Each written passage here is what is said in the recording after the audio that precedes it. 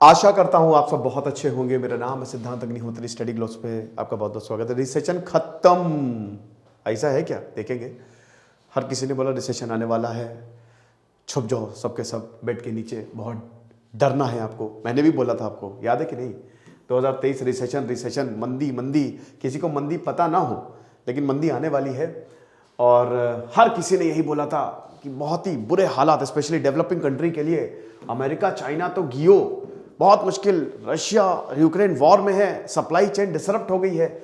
लेकिन अब दोस्तों ये सेंस आ रहा है कि शायद रिसेशन ना आए, है ना?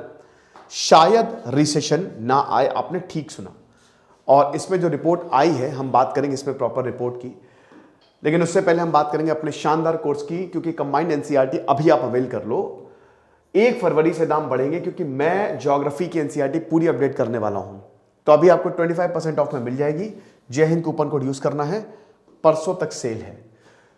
तो पहले क्या था, 2020-21 से पहले सरकार, सेंट्रल बैंक, हर जगह सब चंगा सी, उन्होंने लूज फिस्कल पॉलिसी, पैसा दो पैसा दो, पैसा मार्केट में दो, इंटरेस्ट रेट कम, आपका हाउस इंटरेस्ट कम, लोन ले लो, खूब पैसा फेंका मार्केट में, मजा आ गई।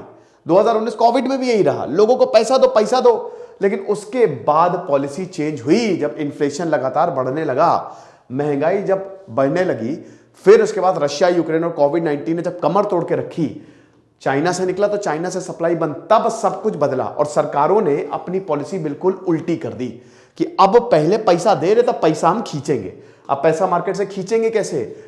इंटरेस्ट रेट्स बढ़ाने शुरू किए, इंटरेस्ट रेट्स बढ़ाने शुरू किए।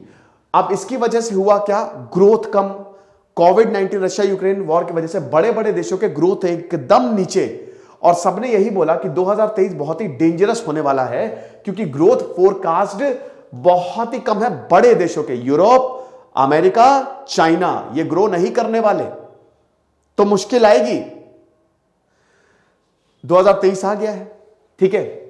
अब आप देखिए जरा चार्ट में कि कौन से देश की कितनी ग्रोथ। 2021 एडवांस्ड इकोनॉमी 5.2, 2022 में 2.4% और 1.1% 2023 में। आप देख सकते हैं 1.1%। अमेरिका का देखिए 1% बढ़ेगा 2023 में और 2022 में 1.6। यूरो एरिया का 0.5% ग्रोथ है, 5.2 से 0.5% पे आ गया है। भारत का अच्छा है, 8.7% 2021 में, 6.8% 2022 में, 6.1% 2023 में। चाइना का भी 3.2% 2022 और 4.4% 2023। अब ये आप देख सकते हो ना, 3.2 से 4.4, इसको ध्यान में रखिएगा। तो ये हिसाब किताब है। लेकिन सबने यही बोला कि रिसेशन तो आएगा, बट अभी जैसा हमने सोचा था, अनएम्प्लॉयमेंट बढ़ेगा, ग्रोथ बहुत तेजी से नीचे जाएगी, इन्फ्लेशन और बढ़ेगा, ऐसा हमको दिख नहीं रहा है। सबने बोला कि the worst is yet to come, लेकिन यह सब उल्टा हो गया। आप देख सकते हैं कितनी बुरी हालत। एक 5.7, फिर 1.6, 1%, फिर यूरो एरिया में देखिए, फिर आप चाइना में देखिए, ये जितने भी आप दिख रहे हैं ना, ये इमर्जिंग एंड डेवलप्ड एशिया में देखिए, इन सबकी ग्रोथ कम है। और वही बोला था, लेकिन अब ये सब उल्टा हो रहा है। अब क्यों ऐसा हो रहा है? देखिए 4 फैक्टर्स है यहां पे। जो वर्ल्ड इकोनॉमिक फोरम की पैनल डिस्कशन ने, जब global economic growth outlook CNBC anchor ने जब इसको मॉडरेट किया, तब उन्होंने बोला कि आप एक चीज समझिए, इन्फ्लेशन को दुनिया डॉज कर रही है। अब इसके 4 फैक्टर हैं। जितनी बुरी हालत हमको लग रही थी, उतने बुरे हालात नहीं है। वो 4 फैक्टर क्या? सबसे पहला, इन्फ्लेशन गिर चुका है, हिस्टोरिक पीक आ चुकी है। अब इससे ऊपर महंगाई नहीं जाएगी, अब यहां से सीधा नीचे गिर रही है। और हम देख भी रहे हैं कि महंगाई का अब यहां पीक पे आई, अब महंगाई जो है वो नीचे जाना उसने शुरू कर दिया है। पहला फैक्टर तो ये। दूसरा फैक्टर जो चीन है, चीन बंद हो गया था। चीन ने पूरी सप्लाई को, डिमांड ने सप्लाई को डिसरप्ट किया। लेकिन अब चाइना धीमे धीमे खोल रहा है, और अब हम ये देख रहे हैं कि चाइना की ग्रोथ जो है वो भी धीमे धीमे बढ़ती जा रही है। जैसे 3.2% 2022 में, और अभी 2023 में 4.4%। चाइना पूरी दुनिया में सब कुछ संभालता है, हम सबको पता है। हमको चाहिए लेबर, चाइना ये लो बेटा लेबर। हमको चाहिए रॉ मटेरियल, ये लो सस्ते में रॉ मटेरियल। तो चाइना ये सब सप्लाई करता है, इंक्लूडिंग भारत। चाइना ने जीरो कोविड पॉलिसी, कुछ भी हो, लेकिन जीरो कोविड पॉलिसी ने यहां पे तो काम किया है। सप्लाई चाइना की वापस आ रही है और चाइना की ग्रोथ जो है वो वापस हो रही है। तीसरा पॉइंट, सबको लगा अनएम्प्लॉयमेंट, क्योंकि भाई ग्रोथ रेट घट रहा है, इंटरेस्ट रेट बढ़ रहा है, तो अनएम्प्लॉयमेंट बढ़ेगा, लेकिन ये हुआ ही नहीं। डेवलपिंग कंट्रीज में तो अनएम्प्लॉयमेंट बढ़ा है, आपको पता है, उतनी बुरी हालत नहीं हुई जितना बेरोजगारी के लिए जताया जा रहा था। क्यों? क्योंकि नए नए स्टार्टअप्स आ रहे हैं। भारत में देखिए, भारत एक स्टार्टअप हब है और इतने स्टार्टअप आए जिसने अच्छा खासा एम्प्लॉयमेंट दिया। देन उसके बाद फोर्थ, कंज्यूमर डिमांड। अब यहां पे कंज्यूमर डिमांड बोला घटेगी, बट ऐसा नहीं है, कंज्यूमर डिमांड बढ़ी है। लेबर मार्केट जो है उसमें कंज्यूमर डिमांड, जैसे लेबर मार्केट भी यहां पे बढ़ा है, लेबर्स, क्योंकि देखिए अब जो देश है वो वापस डेवलपिंग मोड में आए हैं।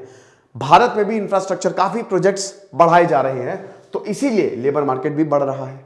तो बेसिकली ये टोटल 4 फैक्टर्स बताए गए हैं जिसकी वजह से शायद रिसेशन ना हो। बट क्या सब सही है? ऐसा नहीं है। बोला है कि अच्छी बात है, जो जॉर्जिएवा हैं, ठीक है, IMF मैनेजिंग डायरेक्टर, उन्होंने कहा कि अच्छी बात है, लेकिन ये मत समझिए वर्स्ट नहीं हुआ, बट अच्छा भी नहीं है। मतलब कहने का मतलब ये है कि अभी हमको इतनी खुश होने की जरूरत नहीं है। क्यों नहीं है? उन्होंने 3 फैक्टर बताए। 3 फैक्टर, सबसे पहला तो अभी इट इज अनक्लियर कि जो इन्फ्लेशन है वो डाउनवर्ड जाएगा कि नहीं, क्योंकि जैसे बहुत सारे देश, पाकिस्तान हो गया, श्रीलंका हो गया, नेपाल हो गया, बांग्लादेश हो गया, बहुत सारे ऐसे देशों में हालात बहुत खराब है, ठीक है। तो जरूरी नहीं है कि अभी ये इन्फ्लेशन ट्रेंड नीचे जा रहा है, कभी भी ये ऊपर आ सकता है, क्योंकि चाइना जो है, चाइना की जो रिकवरी है वो एक पॉजिटिव फैक्टर है। लेकिन हायर प्राइस क्रूड ऑयल के अभी भी हमको देखने को मिल रहे हैं, और अभी रशिया यूक्रेन वॉर भी खत्म नहीं हुआ है। अगर ये बढ़ेगा तो अगेन प्रॉब्लम्स आएंगी, ठीक है। दूसरा, लेबर मार्केट अभी तक तो सब बढ़िया चल रहा है, ठीक है। सेंट्रल बैंक जो हैं अभी उन्होंने रेजिंग रेट्स के साथ ज्यादा कुछ छेड़छाड़ी नहीं की, but still it is possible higher interest rate जो है वो हमको प्रॉब्लम देना शुरू करेगा और अनएम्प्लॉयमेंट बढ़ेगा। हायर इंटरेस्ट रेट्स, देखिए सब कुछ बैंक कंट्रोल करता है, मॉनेटरी पॉलिसी बैंक कंट्रोल करता है, जो सेंट्रल बैंक है। अगर वो रेट को बढ़ाएगा, पैसा खींचेगा, पैसा सबके पास खींच रहा है, तो जब लोगों के पास पैसा नहीं होगा तो रोजगार कहां से देंगे? आप समझ रहे हो ना। सिंपल सी बात है कि अगर एक कंपनी लोन नहीं लेगी तो कंपनी बढ़ेगी कैसे? हर कंपनी लोन लेती है, हर कंपनी को पैसे की जरूरत होती है, तो अनएम्प्लॉयमेंट भी बढ़ सकता है। तो इसीलिए हमको समझना पड़ेगा, क्योंकि अभी भी डेवलप्ड कंट्री में लिविंग क्राइसिस है। एम्प्लॉयमेंट हमको हिस्टोरिकली लो देखने को मिल रहा है, लेकिन अगर जॉब लॉसेस होने लगी तो कंजम्पशन बहुत तेजी से गिरेगा और इकोनॉमिक ग्रोथ हैम्पर होगी। तीसरा जो है यूक्रेन, वही ये अभी तक अनरिजॉल्व्ड है, तो हम ये नहीं कह सकते हैं कि अभी सब कुछ चंगा सी। 4 फैक्टर हैं जिसने हमको राहत की सांस दी है, लेकिन 3 फैक्टर को हमको इग्नोर नहीं करना चाहिए। तो ये लेक्चर था, आई होप आपको समझ में आया होगा। हमारे कोर्सेज को जरूर अवेल करें, 31 जनवरी तक सेल चल रही है। Thank you so much.